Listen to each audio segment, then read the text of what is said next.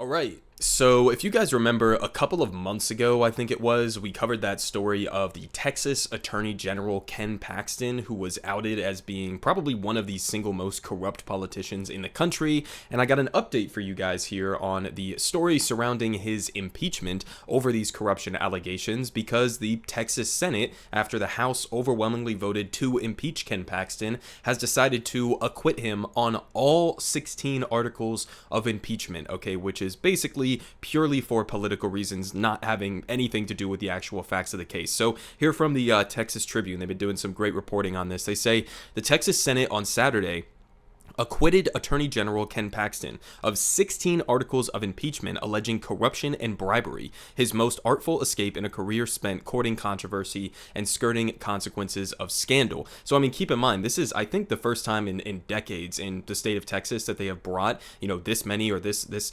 kind of impeachment against a state-level politician. So, bringing 16 articles of impeachment, you would think maybe there's something there. Not according to the Senate. They say no article received more than 14 of the required 24 votes to convict. Only 2 of the 19 Republican senators, Bob Nichols of Jacksonville and Kelly Hancock of North Richland Hills, voted in favor of convicting for any of the articles. So just purely partisan here again, except for these 2, obviously. A stark contrast to the more than 70% of House Republicans who impeached the Attorney General. And I think they're going to mention this down in the article below, but both of these people conveniently are people who are not running for re-election, which basically explains why they may have had the actual guts to vote for impeachment, unlike many of their other colleagues. But they got a quote here directly from the Pax man himself. The sham impeachment coordinated by the Biden administration already completely lost me. What did Joe Biden have to do with this? This was specifically centered around the corruption allegations against you as an individual. Okay, again, not dealing with any of the actual, facts of the case, but a coordinated attack by the Biden administration with liberal House Speaker Dade Phelan and his kangaroo court has cost taxpayers millions of dollars, disrupted the work of the Office of the Attorney General, and left a dark and permanent stain on the Texas House. Paxton said in a statement, no, I think it actually leaves a stain on the office that you are remaining in because of this acquittal, because, you're just essentially saying, or the Texas Senate is saying that we are just going to completely overlook serious allegations of potential criminality and corruption at the highest levels within our government because we don't want to be attacked by fellow Republicans and potentially lose our seat. I mean, you're putting a stain on the Senate. You're putting a stain on the Attorney General's position in the state of Texas, not, the Texas House for actually impeaching you over impeachable stuff. But he finishes here saying the weaponization of the impeachment process to settle political differences is not only wrong, it is immoral and corrupt. To settle political differences. These aren't political differences, right? Again, most of the people who initiated this process of generating outrage about this corruption, and the reason why we even know about a lot of the corruption allegations is because of fellow Republicans, many of whom worked within his office, who then came out and were essentially whistleblowers and were putting this out into the public so that he could potentially be held accountable, right? But he calls it settling political differences. No, this is criminality that we're talking about here. This is, literally in some cases illegal levels of corruption, right?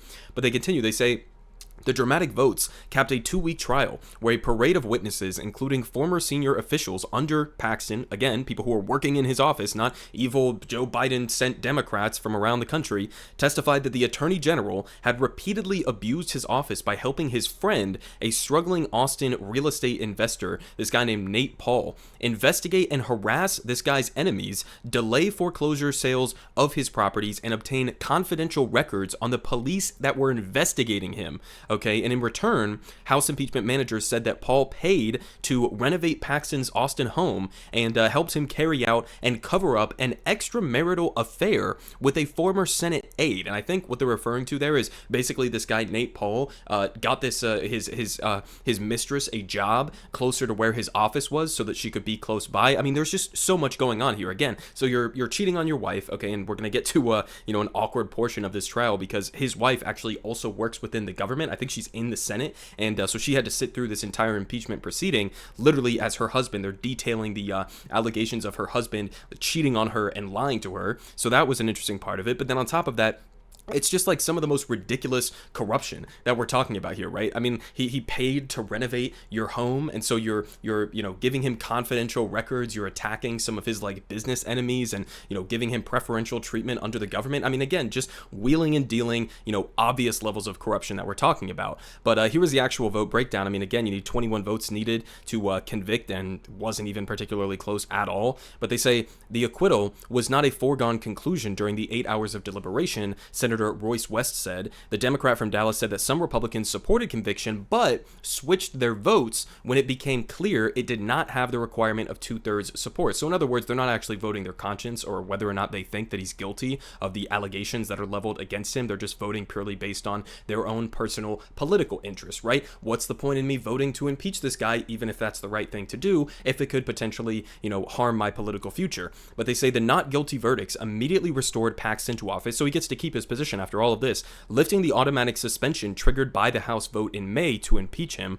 The vote sealed a failure of a risky gambit by House Republicans who began in secret in the spring to investigate and then purge a leader of their own party. I mean, it really shouldn't be a risky gambit in a country that is not, a corrupt cesspool, but here we are. They say that they came after sustained pressure on senators from grassroots groups, conservative activists, and the leader of the state Republican Party, who vowed retribution at the ballot box if Paxton was convicted. And then we finish off here again with that awkward moment. Paxton's wife, Senator Angela Paxton, a Republican from McKinney, was on hand to witness his acquittal, required to attend, so she was forced to be there. I mean, Jesus Christ, but barred from deliberating and voting, obviously because of her relationship with Ken Paxton. She listened stone-faced during the trial as multiple witnesses testified about the Attorney General's infidelity, exposing as a lie his 2018 declaration to his wife and senior aides that the affair was permanently over. So again, incredibly awkward there for his wife, I guess probably soon to be ex-wife. Don't know the ins and outs of their actual relationship there, but I mean, again, what this basically boils down to is you have a guy who is clearly guilty of the allegations that were leveled against him. I don't even think that's really in question here, but basically you have political interests that are trumping all of that, right? You had, guys like Donald Trump, other Republicans in the state. You have literal like dark money groups or super PACs that are putting their fingers on the scale to keep this guy in power, and all of these Senate Republicans in the Texas Senate were too scared in order to actually, do the right thing and vote to impeach this guy and remove him from office because they cared more about their own political interests. But a little bit more on the influence coming in this situation.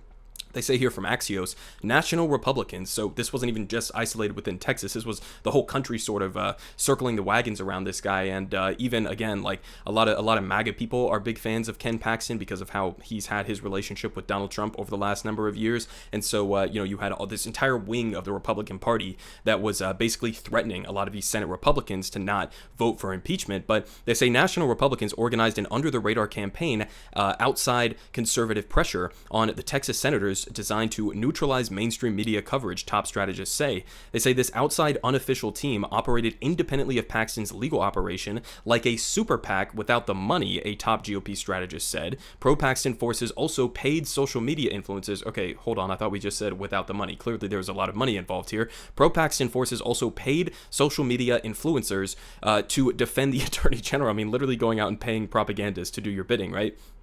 And they finish off here. They say, it was made clear to Texas GOP senators that they would face a very well-funded primary opponent in the next election if they voted to impeach. So again, they're just a bunch of little scared bitch babies, right? They say Steve Bannon was a big Paxton's backer, because of course he was, on his War Room podcast. And so was Charlie Kirk of Turning Point USA, who apparently was vital in this situation. And they got a quote here from the strategist saying that he had his people posting senators' office numbers and was giving them out on his show, driving the senators absolutely crazy. And a few days before the vote, Trump called Paxton one of the toughest and best attorney generals in the country. Probably Ken Paxton is somebody to look out for if Trump wins the 2024 election for actually becoming like the national level AG. So that will be an absolute nightmare if that comes to pass. But so you got Trump defending him as well, Charlie Kirk, you got Steve Bannon. You have a day earlier, Paxton posted, I'm heading to Maine next week to sit down with, of course, Tucker Carlson. And here's the the end point of this, which gets even more ridiculous. Lieutenant Governor Dan Patrick, also a Trump ally who presided over the trial, received $3 million this summer from a pro-Paxton group called Defend Texas Liberty PAC. So you have the guy, I mean, think about this. Keep in mind, he just called this a kangaroo court against him, right? That's how Ken Paxton characterized the situation. In reality, you have this entirely corrupted court where the guy who is literally presiding over the trial, along with many other members of the Senate, presumably, right, received $3 million this year, this summer, while this impeachment process was happening. He just basically gets a $3 million bribe for his own, PAC to go support his next re-election bid. So, I mean, again, it doesn't get more ridiculous than this. Now, that's on the political side. Obviously, this is, again, Republicans putting aside issues of corruption. They don't give a single solitary shit about actually meaningfully addressing corruption in this country, and they will protect their own. And that's obviously the case in this kind of situation. But, in terms of his actual potential consequences that could come from, again, what many allege is like criminal or criminality in this situation for Ken Paxton, he also is still going to be facing some investigations. So they say here again from the Texas Tribune, after winning impeachment fight, Paxton still faces felony fraud case in an FBI investigation. The Attorney General's long-simmering securities fraud case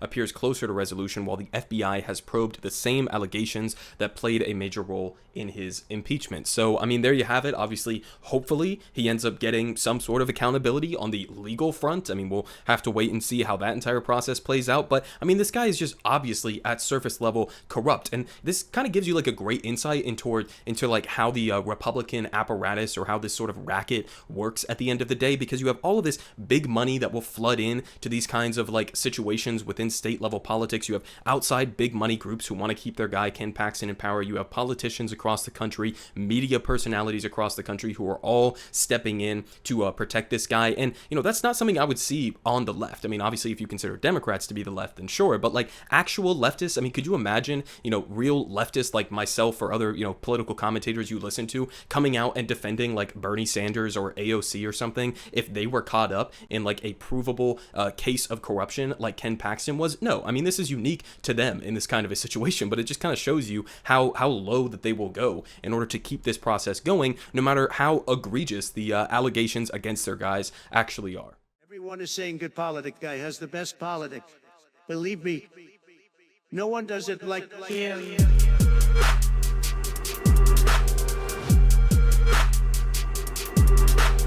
Believe me. Everyone is saying